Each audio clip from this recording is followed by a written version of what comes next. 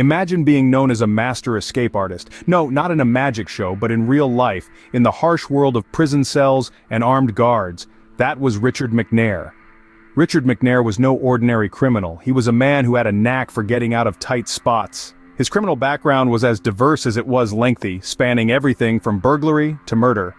But it was his reputation for escaping from prison that truly set him apart. McNair was cunning, resourceful, and daring. He was known to have escaped from jail not once but twice, outsmarting authorities each time with his quick thinking and audacious plans. In the world of prison breaks, he was a legend in his own right.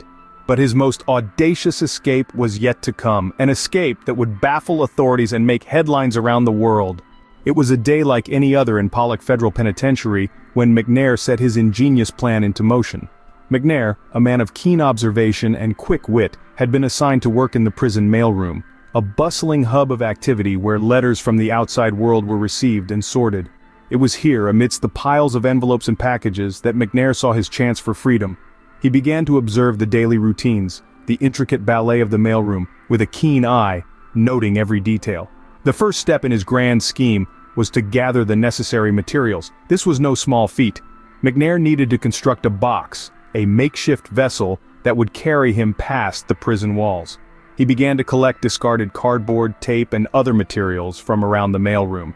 Each piece was a crucial component in his plan, and he collected them with the precision of a master craftsman. As he gathered his materials, McNair also studied the mailroom's procedures. He watched as packages were weighed and inspected, noting the leniency with which some were treated. He saw that smaller, lighter packages often went unchecked, slipping through the system with ease. This information was invaluable.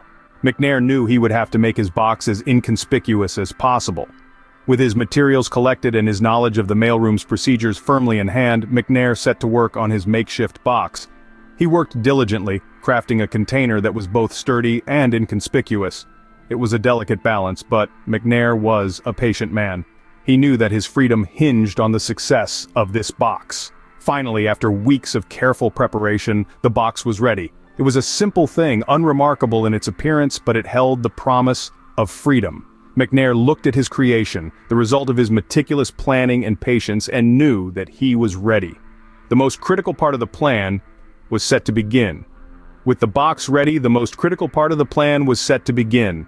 McNair's plan was as simple as it was daring. He was going to mail himself out of prison. Now you're probably asking yourself, how on earth did he pull that off? Well, the answer lies in a combination of cunning, audacity, and a bit of luck.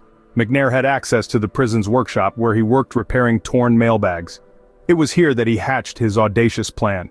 He began by crafting a box, just large enough to fit himself. He made it from ordinary materials around the workshop, so it wouldn't raise suspicion. He then spent weeks studying the prison's mailing system, noting when guards were least vigilant and when the mail was least likely to be thoroughly checked. Once he had his box and a comprehensive understanding of the prison's postal operations, he began the most nerve-wracking part of his plan, getting into the box without being seen. This required a level of stealth and timing that would make a cat burglar envious. He waited for a moment when his fellow inmates were distracted and the guards were elsewhere. Then he slipped into the box, sealed it from the inside, and waited. Imagine the claustrophobic darkness, the suffocating fear of being discovered at any moment. Every bump, every jostle as he was moved around the workshop could have spelled the end of his daring plan. But McNair remained calm, his heart pounding in time with the ticking clock of his escape. Next came the journey through the prison's internal mail system. The box, with McNair inside, was loaded onto a cart along with dozens of other packages. He was then wheeled through the prison, his fate hanging in the balance. The threat of detection was omnipresent. If the box was too heavy or if a guard decided to open it, the game would be up. But luck, it seems, was on McNair's side. His box was never selected for inspection. Perhaps it was the ordinariness of the box that saved him, its nondescript appearance blending in with the other parcels.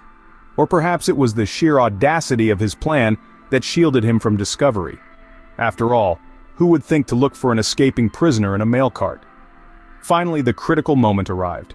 The mail cart left the prison, crossing the threshold between captivity and freedom.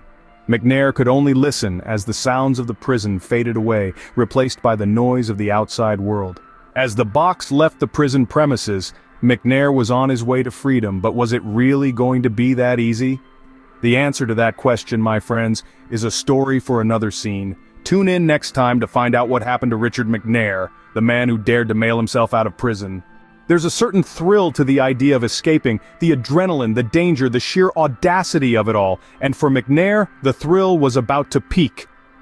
Emerging from the cardboard confines, McNair tasted freedom once again.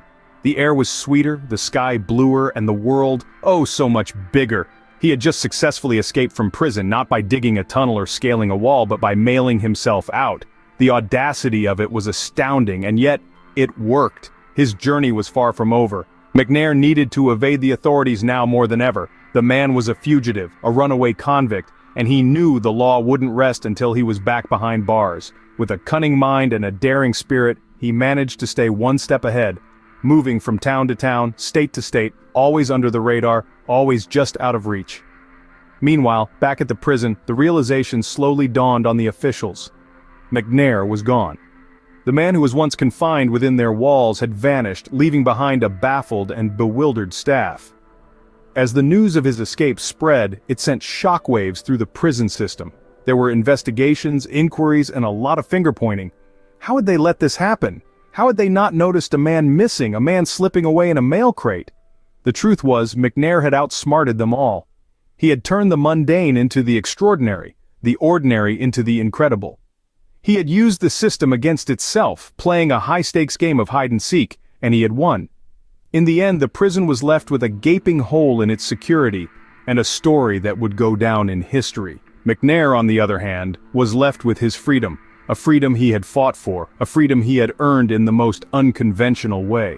With a successful escape under his belt, McNair had just pulled off one of the most daring prison breaks in history. Richard McNair's audacious escape would go down in history as a masterstroke of cunning and audacity.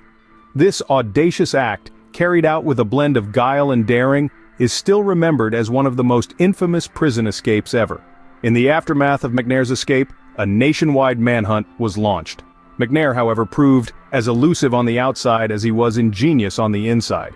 For 18 months, he managed to evade the law, living a life of freedom that few on the lam could match. But all good things, as they say, must come to an end.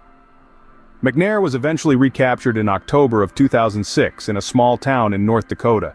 He was returned to the confines of prison, but his legacy as a master escape artist was already solidified. His daring escape had not only captivated the public, but it had also sent shockwaves through the prison system. It prompted a major overhaul of prison procedures, especially in relation to the handling and transportation of mail. No longer could inmates mail themselves to freedom thanks to the legacy of Richard McNair.